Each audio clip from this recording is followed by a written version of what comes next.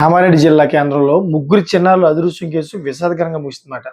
శనివారం ఉదయం నుండి కనిపించకుండా పోయిన ముగ్గురు చిన్నారులు రాత్రి 9 గంటల సమయంలో కామారెడ్డి పెద్ద చెరువులో మృతదేహాలుగా లభ్యం కావడంతో స్థానికంగా విషాదం నెలకొంది. సో మృతి చెందిన చిన్నారులను కామారెడ్డి పట్టణంలోని ఆర్బీ నగర్ కాలనీకి చెందిన వారికి అయితే చెబుతా ఉన్నారు. చిన్నారులు కనిపించట్లేదని పట్టణ పోలీస్ స్టేషన్ లో కేసు నమోదైన కొద్ది గంటల్లోనే ఇద్దరు మృతదేహాలు చెరువులో బయటపడడం విషాదాన్ని నింపింది.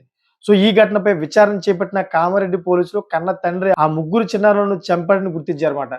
పిల్లలు ఎప్పటి నుంచి కనిపించడం లేదని, ఏం జరిగిందని పోలీసులు ప్రశ్నించగా ఇస్మాయిల్ పొంతం లేని సమాధానం చెబుతా ఉన్నాడు. దాంతో అతడే చిన్నారులను చంపి ఉంటాడని ప్రాథమికంగా అయితే భావించారు.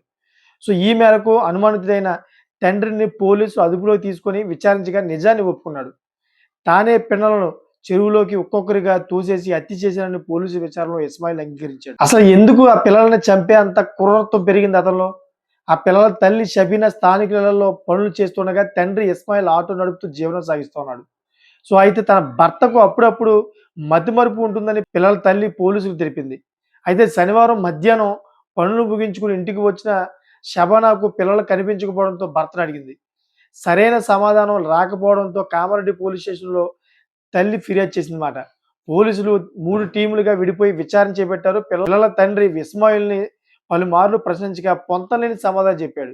ఐస్ క్రీమ్ కొనిచ్చేందుకు బయటికి తీసుకెళ్లానని, తర్వాత తనకు పని ఉందని పిల్లల్ని ఇంటికి పంపించారని చెప్పాడు.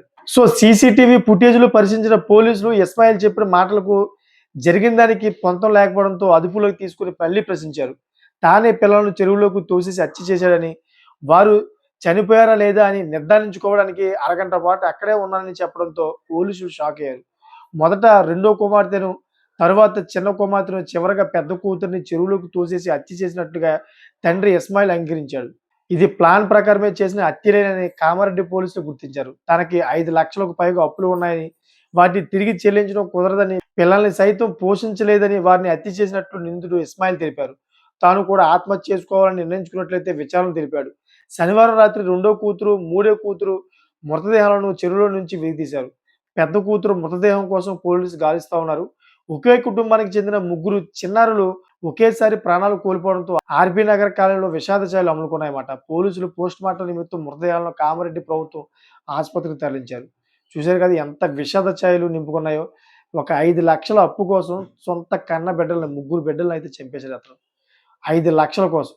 నేటి తరంలోని డబ్బు కోసం, డబ్బు సంపాదించలేడని చెప్పి ఎంత దారుణానికి ఒడిగడుతున్నారంటే, నిజంగా ఈ న్యూస్ చెప్తుంటే నాకు అలాంటి కన్నీళ్ళు వస్తున్నాయి. ఎందుకంటే అంత దారుణమైన పరిస్థితి మాట. సో మీకేమనిపిస్తుందో కామెంట్ చేయండి. అదేవిధంగా ఇటువంటి లేటెస్ట్ ఇన్ఫర్మేషన్ కోసం నా ఛానల్ సబ్స్క్రైబ్ చేసుకోండి. Thanks for watching friends.